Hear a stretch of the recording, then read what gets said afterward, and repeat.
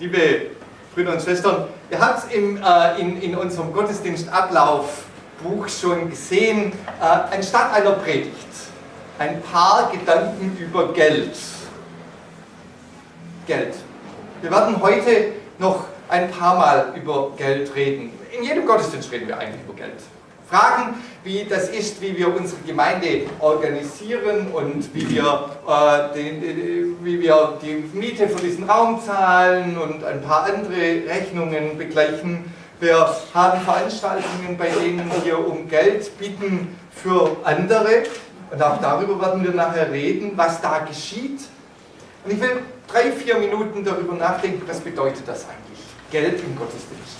Ich weiß nicht, wie es bei euch in eurer Kindheit war, als ihr kleine Kinder wart, also hier so, Kindergartenkinder.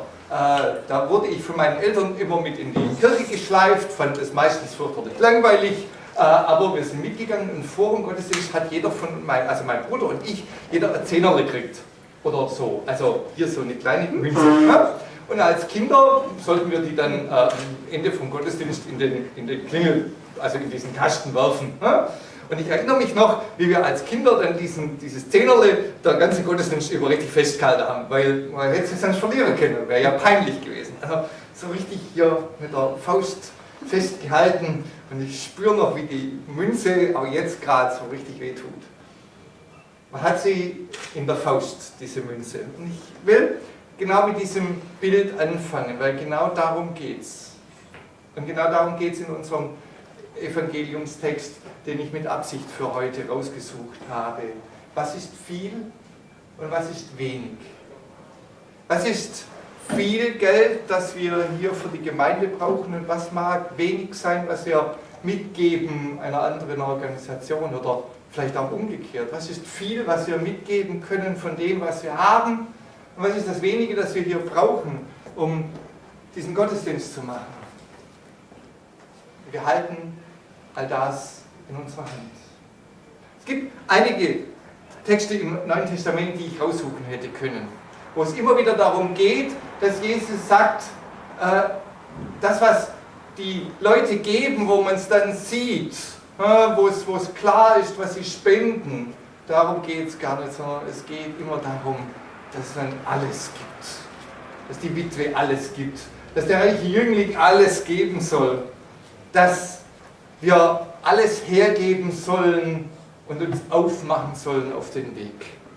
Es geht also gar nicht so sehr um Beträge, sondern es geht um etwas ganz anderes. Und deswegen habe ich mit diesem Zehnerle angefangen, das also ein 20-Cent-Stück jetzt ist, aber das war das Kleinste, was ich gerade so auf die Schnelle habe finden können, dass ich mit diesem Zehnerle angefangen habe. Weil es geht eigentlich Jesus immer um etwas anderes als um den Betrag. Jesus war kein Kassenwart. Wenn man Jesus zum Kassenwart von dieser Gemeinde hier machen hätte, Susanne, diese Gemeinde wäre innerhalb kürzester Zeit pleite. Jesus konnte mit Geld, ich glaube, er hatte ein anderes Konzept davon. Und deswegen geht es ihm auch gar nicht um Beträge. Also er sagt gar nicht, also wir brauchen jetzt für die nächste Etappe und wenn wir jetzt nach Jerusalem gehen und dort den Raum bieten müssen und dann lässt das Abendmahl, müssen wir auch noch irgendwie finanzieren und das wird die und die Rechnung kosten. So hat Jesus nicht gedacht. Jesus denkt an was anderes. Und dieses andere beginnt mit dieser Faust des kleinen Kindes, dieser kleinen Kirche irgendwo auf der Schwäbischen Alb. Es beginnt damit, wie halten wir es mit dem Geld? Wie halten wir unser Geld? Diese Faust ist, glaube ich, ein gutes Zeichen. Diese Faust ist das, was wir so halten können, was wir haben können, worüber wir Herrschaft haben. Und Jesus will, dass wir von dieser Art des Denkens wegkommen. Das ist ganz blöd für unseren Kassenwart, unsere Kassenwartin, weil die muss in Rechnungen denken und in Budgets und damit, dass wir am Ende vom Jahr Rechenschaft über das Geld geben müssen. Aber es geht darum, dass wir eine neue Art und Weise des Lebens lernen. Wenn wir Geld in unserer Faust haben, dann wissen wir genau, wie viel da drin ist. Also ich kann nachher bei der Kollekte in meinen Geldbeutel langen und kann raussuchen, wie viel gebe ich heute und das kann ich festhalten. Und gleichzeitig habe ich eine Faust. Eine Faust ist ja immer etwas, was verteidigt. Etwas, mit dem ich mich verteidigen kann. Mit dem ich argumentieren kann. Jesus will was anderes. Dem ist egal, ob da jetzt ein 20er drin ist oder ein 20-Euro-Schein oder ein 50-Euro-Schein. Sondern Jesus will, dass wir dieses Geld weglegen, in unseren Gedanken weglegen, in unseren Herzen weglegen, unsere Hände aufmachen. Unsere Hände aufmachen. Und das machen wir jeden Samstag, wenn wir Geld in unseren Klingelbeutel werfen oder nachher in diesen geflochtenen Topf von Go for Zanzibar. Dann machen wir die Hände auf und legen hinein. Das ist aber gleichzeitig auch ein Zeichen von Verletzlichkeit. Wenn ich die Hände ganz offen habe, dann kann ich damit nicht irgendwie Boxen oder Karate machen oder jemand schütteln, sondern dann habe ich die Hände offen. Dann werde ich verletzlich. Das ist es, was Jesus will. Dass wir verletzlich werden für die anderen. Wenn Jesus über die Witwen und die Waisen reden, dann reden wir heute über die Menschen in Zanzibar. Von denen wir nachher hören, was es bedeutet, auf Zanzibar zum Zahnarzt zu gehen. Oder was es bedeutet, in Zanzibar an Lepra erkrankt zu sein. Das gibt es noch in unserer Welt. Mit offenen Händen hier stehen heißt, dafür offen zu sein. Zu spüren, wo wir sind und wo andere sind. Zu spüren, dass da etwas ist, das größer ist als unsere kleine Gemeinde. Dass wir auch offen sind für die Not hier in unserer Gemeinde. Auch die gibt's. Da brauchen wir nicht nach Zanzibar gehen, glaubt's mir. Ich kenne die Situationen von manchen hier. Aber immer wieder heißt es offen sein, sich aufmachen, Herzen aufmachen, Gefühle aufmachen, dieses Risiko eingehen, verletzt zu werden von dem, was an Verletzung in unserer Welt ist. Darum geht's. Ich werde nachher oder jetzt oder während der Kollekte oder nachher, wenn es um Go for Zanzibar geht, nicht über Beträge reden. Das interessiert mich auch ehrlich gesagt nicht, wie viel Geld wir schon mitgegeben haben und was und nicht oder wo das jetzt herkommt und wie es sich aufteilt. Darum geht es nicht. Aber es geht darum, dass wir Mussa nachher zuhören. Dass wir ihm offen zuhören und kapieren, da ist etwas, was wir tun können. Das ist etwas, was mit uns zu tun hat, weil Jesus uns auf diese Witwe hinweist. Und auf diese Waisen hinweist. Und auf diejenigen, die sich halt nicht selber versorgen können. Die nicht selber dastehen können und aus eigener Kraft mächtig sind. Menschen, die wir schützen können, denen wir helfen können. Und das hat was mit Einstellung zu tun. Diese Fäuste, die Geld gut heben können und die messen können und die Geld spüren können, aufmachen für offene Hände und offene Herzen, die Menschen spüren und Situationen hören und eben nicht über Geld nachdenken. Darum soll es gehen. Das glaube ich, dass Jesus will, wenn er diese Geschichten erzählt. Und das will ich, dass ihr jetzt tut. Zuhören, wenn Mussa erzählt und dann eure Hände öffnet. Amen.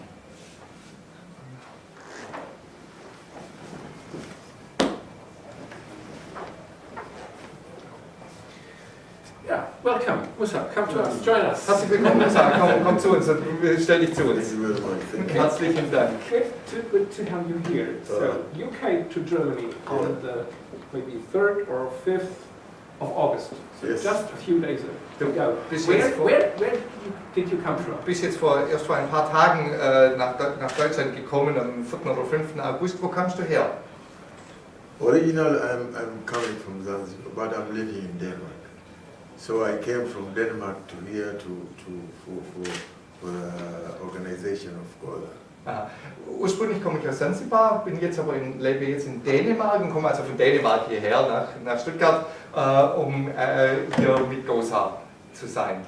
Also mit Go for Zanzibar, das ist die Organisation, die die Anti-Gefährder vertreten. Yeah.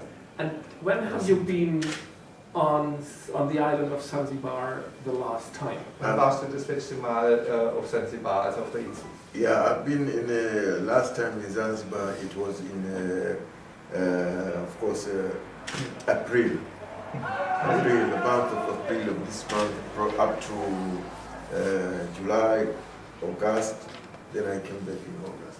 Okay, also das letzte Mal war ich im April auf Zanzibar, bin jetzt im August erst zurückgekommen.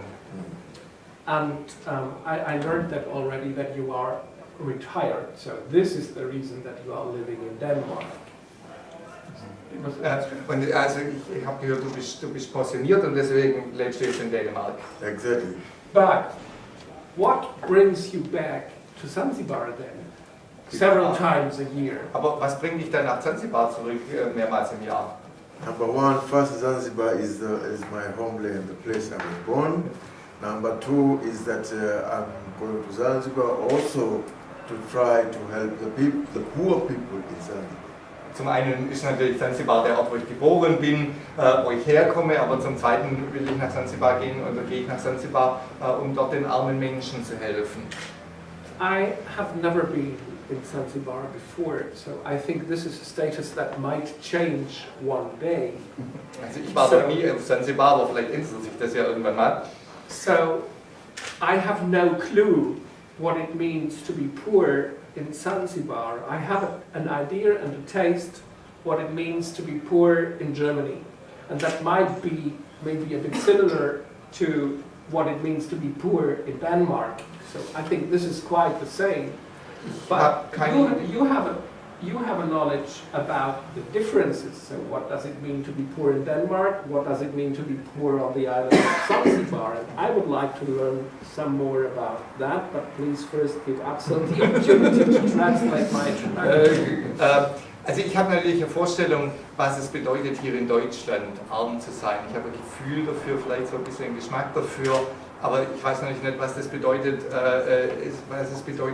arm auf Zanzibar zu sein. Jetzt lebst du natürlich in Dänemark und auf Zanzibar und kannst vielleicht ein bisschen sagen, was bedeutet es, arm in Dänemark oder Deutschland zu sein und was bedeutet es, arm auf Zanzibar zu sein. It is completely different, completely opposite. Living in the sky and others living in the land. It's completely different if you compare not only Denmark, but Europe in all and Zanzibar.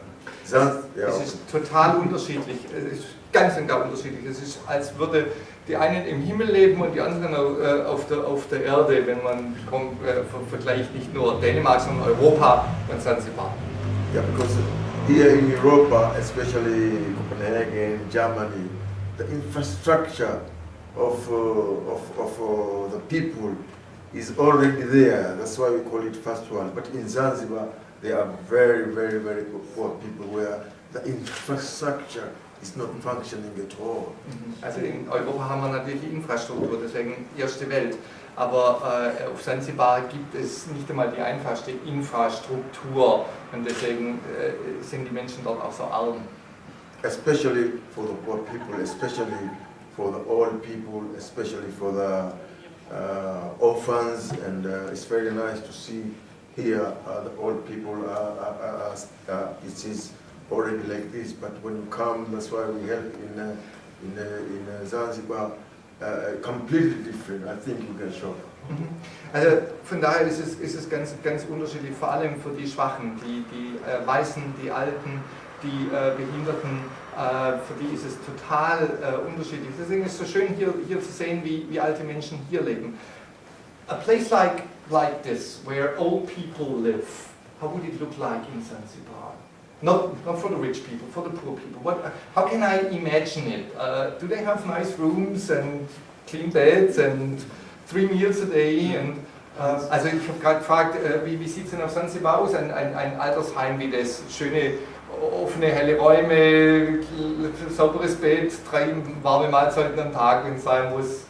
This is not at all impossible to see this place like this, of course, there is, but they live those who have work and normal people. But all people, like we are doing now in Gaza, it is really, for them, is a paradise like this to see. They are living in a very poor condition. And that's why we help for the wheelchairs.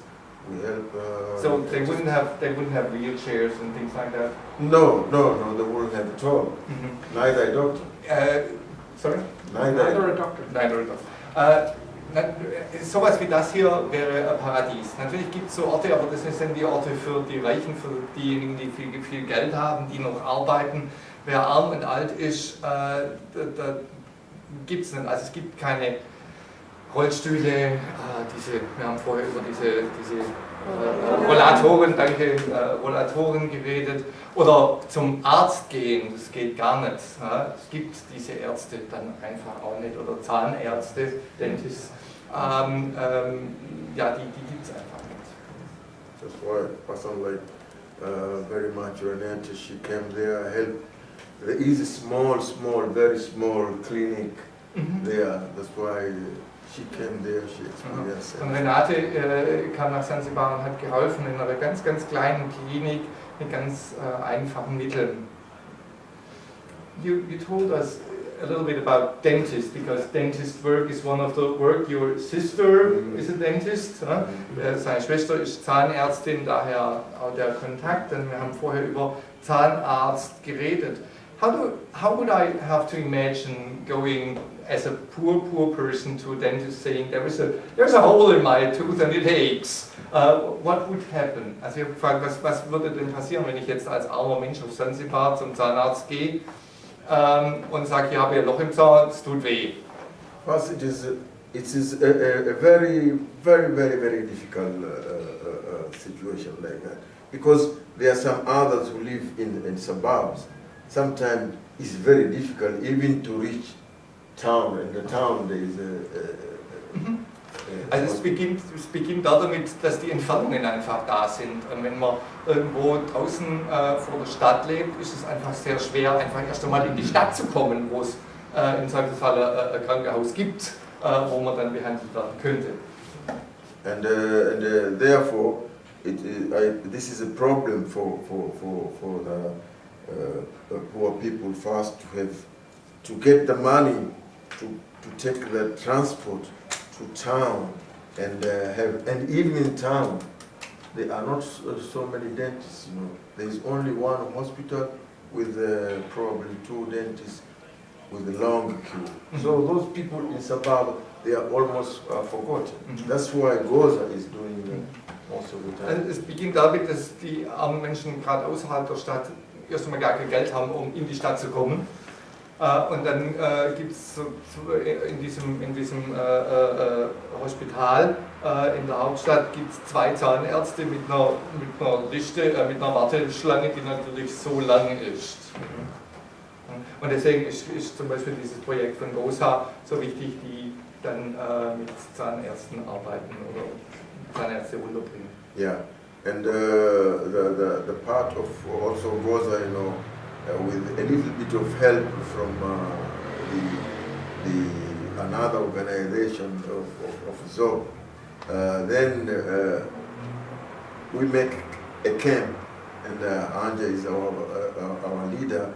We make a camp, then we go, we get this aid of money, and then we take this aid, and then we go direct to those who cannot reach, and then we treat them there by take the tour. Und deswegen, was Gosa macht, zusammen mit einer anderen lokalen Organisation, ist praktisch ein Camp aufzubauen, das beweglich ist, also wo man alles einpacken kann und dorthin gehen kann, wo die Leute sind, um dort Basiszahnbehandlungen zu machen. What would a dentist work look like if I come with my, what would I do? Would I get one of those nice fillings and all that stuff? No. Also ich frage gerade, wie sieht es denn dann aus? Kriege ich dann so meine Füllung und alles mit Spritze? No, this way we will just take off your teeth, that's all. Sie würden einfach meinen Zahn rausmachen. Also Zahnbehandlung auf Zanzibar für arme Leute heißt, der Zahn kommt raus. Und das ist dann schon was. Und It's already something. and that's better than other people who don't have dentists at all. Yeah, I mean to take the dentists, they go there, they know it. They are my sister. They are also from Germany. But also when we go there, we don't have this what you call kit that to make this feeling. So they know it. If they've been retired for a long time, but the best for them is to take it out. Ja, also die Zahnärzte, die da mit Gosa runtergehen, die wissen natürlich schon, wie man es machen könnte. Ja, das sind ausgebildete Zahnärztinnen und Zahnärzte, die das können, aber es gibt einfach die Möglichkeiten nicht, also die Materialien, um diese Füllungen zu machen. Deswegen ist die einfachste Lösung, der Zahn kommt raus.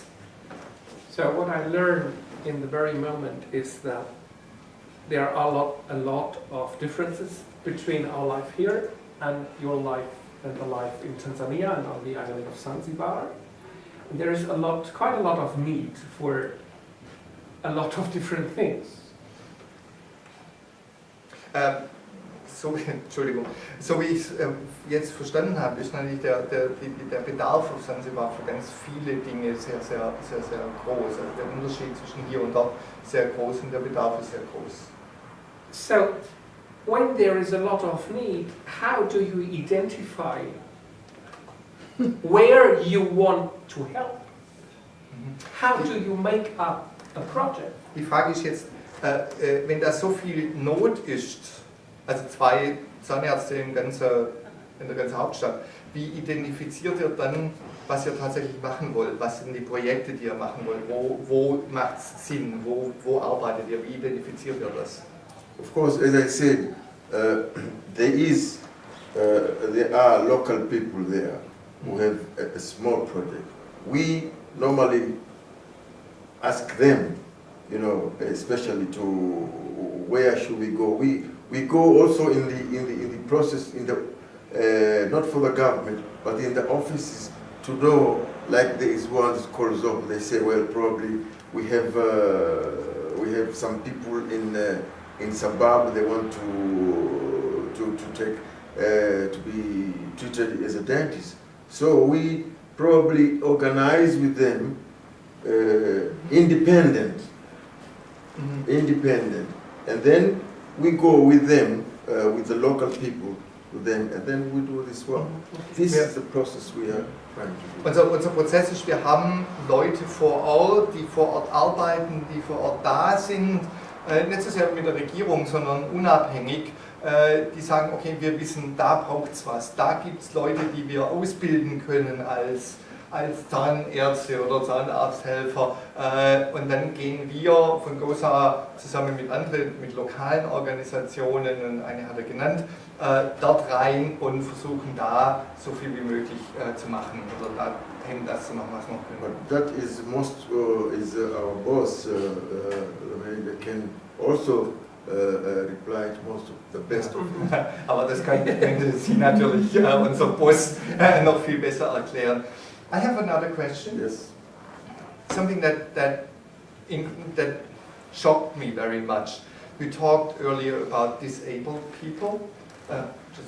Ich will was fragen, was mir vorher erzählt hat. Er hat mir erzählt, dass Sie mit behinderten Menschen zusammenarbeiten. But with disabled people, you mean a very certain sickness, special sickness, don't you? I'm both.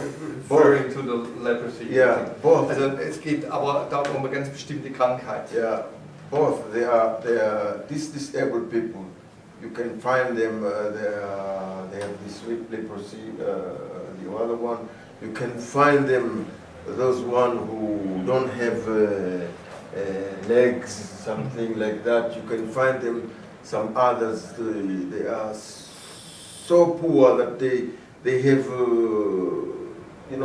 a very difficult sickness in their and they are old. You know how it is. It is almost the same like here, Ja. but Also, there is a poor.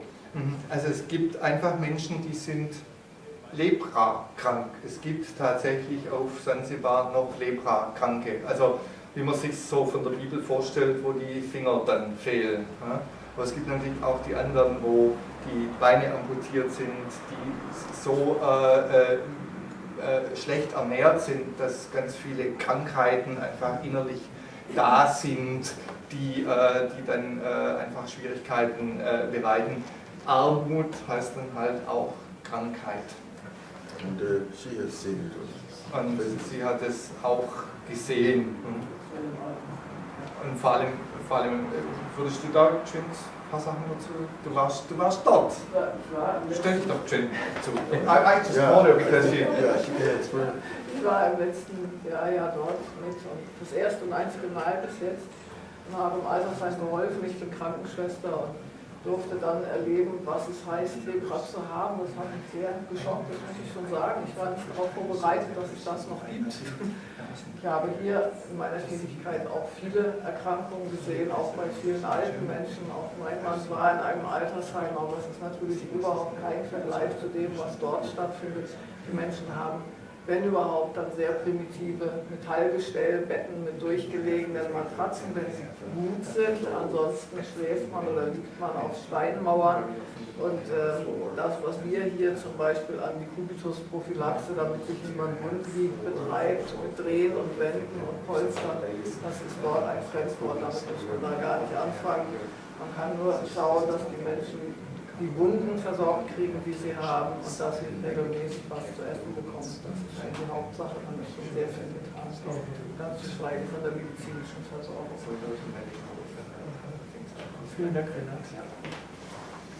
So could you, as I know that Goza and you together with Goza are working in quite a lot of different projects right now, could you maybe name 3 or 4 more things where you really put your dedication and your money in? Und ich weiß, dass du und Goza auf ganz unterschiedlichen Projekten arbeiten. Könntest du vielleicht nochmal 2 oder 3 nennen, die im Moment gerade wirklich so in deinem Herzen sind, ganz wichtig sind?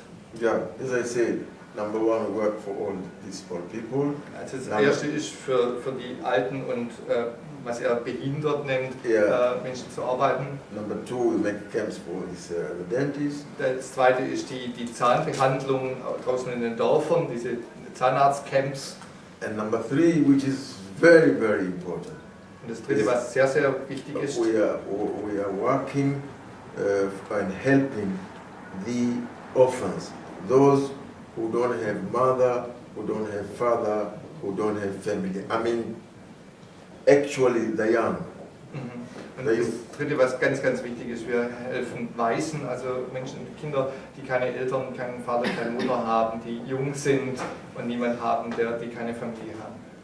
Yeah, and we try to process their life, to give them, to help them, paying the fees at least to the so-called schools, so that they can at least in their future have something. Und was wir versuchen ist, ein paar von diesen Kindern wenigstens die Gebühren für die Schulen zu bezahlen, für die sogenannten Schulen, sagt er, ich denke, das bedeutet auch was, für die Schulen zu bezahlen, dass sie eine Ausbildung kriegen und später für sich selber sorgen können.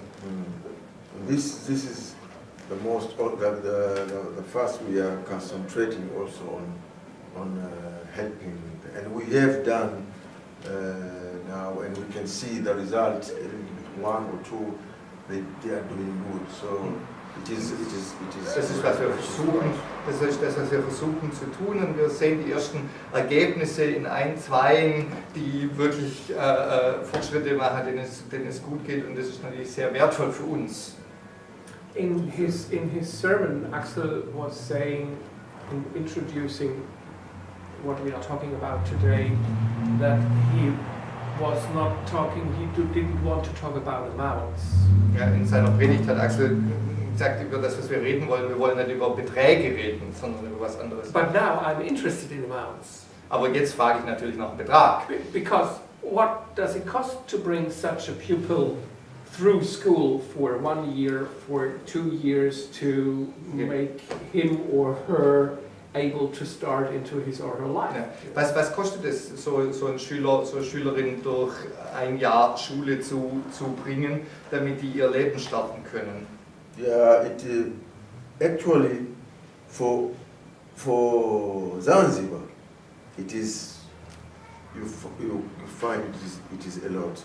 Also in Zanzibar ist es ein Haufen Geld. Yeah, but when you compare, I'm living in Denmark. Aber wenn man es vergleicht zu dem, was ich in Dänemark erlebe, then you find it the price of paying for 1 year is not much. also da ist dann ein Jahr Ausbildung nicht viel. Yeah. But I think Anja can reply that very well because Also ihr habt solche Stipendien ins Leben gerufen, erfunden, macht die jetzt möglich in ersten Einzelfällen, weil irgendjemand müsste ja zahlen. Aber über was für Beträge reden wir da? Also man muss sagen, es kommt darauf an, welches College man auswählt, welche Ausbildung man auswählt. Und es gibt einige von den Waisenkindern, die also darauf angewiesen sind, dass sie auch direkt in einer Boarding School sind, also in einem Internat. Und wenn man also die Boarding School mitbezahlt, mit dem Taschengeld, dann kann man davon ausgehen, dass es 500 € im Jahr sind. Wenn es ohne Boarding School ist, sind es etwa 250 €. Und es gibt also, ich sag mal, Kurse, die dann aber später wirklich auch zu einem Job führen. Die gehen 1 Jahr, also für 250 € kann man einen jungen Menschen durchaus sehr qualifiziert in Zanzibar dann auch ins Leben schicken. Und es gibt Ausbildung, wir haben jetzt auch einen Waisenjungen, der 2 Jahre Ausbildung macht, damit er im Hotelwesen dann auch arbeiten kann. Und da unterstützen wir dann eben mit 2 mal 500 €, der dann dort auch im Internat ist. Das heißt, ich kann mit 20 oder auch mit 40 oder 50 € im Monat ein Leben verändern. Absolut, ja. Für 50 € a month I can change the life. I think for me it's the moment to say thank you. I want to ask one personal thing because I learned something about you and I want to share that. Yeah. Ich habe nämlich vorher was über ihn herausgefunden und das will ich mit euch teilen. You have a certain affinity to our German love for soccer, I hear. Er hat nämlich eine gewisse Nähe zum deutschen Fußball. What is your story with soccer? That's very nice. I used to like Beckenbauer. Ich habe Beckenbauer ziemlich gern, ja. Gerd Müller. Gerd Müller. Uwe Seeler. Uwe Seeler. And you played soccer, did you? I played my country soccer. I mean football. Okay, call it soccer. Football up to the national team. Er war nämlich im Nationalteam von Zanzibar im Fußball. Also Nationalspieler, Fußball, Nationalspieler. Der Beckenbauer. A huge honor and blessing that you brought football and your knowledge to us. Yeah, so and thank you. It was so from much. the last moment also, I was there was one time I was trained with a German coach. I remember him, it's called, I forgot the name, long time, but Kresa. I was trained with him and I think I got so much for him. Okay, und er hat auch mit dem deutschen Team schon trainiert hier in Deutschland, lange her. Yeah, he's good, yeah. And May I tell him your age? my age now is 67. Er ist nämlich 67 Jahre alt, also von daher. Yeah, and therefore you can see my body, my muscles are. You are in better shape than I am. But thank you very much. Thank you so much for all you brought. And this is really a little bit from Zanzibar. So you can have it, please. This from Zanzibar and this from Denmark. So I'm committed with both. Thank you so much. Thank you so much. Thank you. Thank you so much. Ich will einen Kaffee, den können wir nachher aufmachen und zanzibarischen echten Kaffee trinken.